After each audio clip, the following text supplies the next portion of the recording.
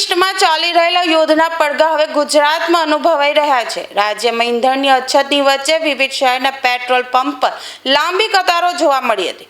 સુરતમાં અચાનક પેટ્રોલ ખૂટી જશે તેવી સોશિયલ મીડિયામાં વહેતી થયેલી એક અફવાએ ભારે હોબાળો મચાવ્યો હતો। શહેરના અલગ અલગ વિસ્તારોમાં પેટ્રોલ પંપો પર વાહનોની લાંબી લાઈનો જોવા મળી હતી। ગભરાટમાં આવેલા લોકો કલાકો સુધી લાઈનમાં ઊભા રહીને પેટ્રોલ ડીઝલ ભરાવી રહ્યા હતા, જેના કારણે ટ્રાફિક જામની સ્થિતિ સર્જાઈ હતી।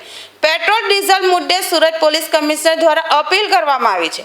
કોઈ પણ અફવા પર ધ્યાન ન આપો। લાઈન લગાવવાની કે પેટ્રોલ ડીઝલ સંગ્રહ કરવાની જરૂર નથી। કેરબામાં પેટ્રોલ લઈ જવું ખતરનાક સાબિત થઈ શકે છે।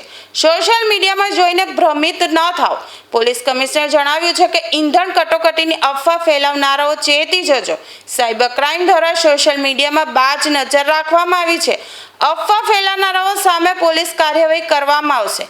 સંગ્રહખોરી કરનારાઓ સામે પણ ગુનો દાખલ કરવામાં આવશે। તમામ નાગરિકોને વિનંતી છે કે કોઈ બી પ્રકારની પેટ્રોલ ડીઝલને લઈને સોશિયલ મીડિયા હોય કે વોટ્સએપના માધ્યમથી કે કોઈ બી ઓફિશિયલ જાણકારી વગર કોઈ બી પ્રકારની આ અફવાઓમાં આવીને ભાગદોડ કરવાની કોઈ બી પ્રકારની જરૂરિયાત નથી।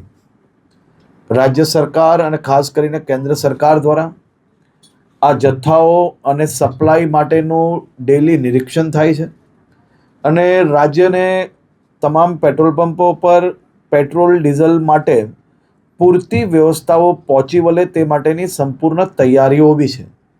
મારી રાજ્યના સૌ નાગરિકોને બે હાથ જોડીને વિનંતી છે કે આ પ્રકારની વાતો કોઈનો બી વોટ્સએપ મેસેજ આવ્યો હોય અને સીધું જ આપણે બીજા લોકોને ફોરવર્ડ કરીએ।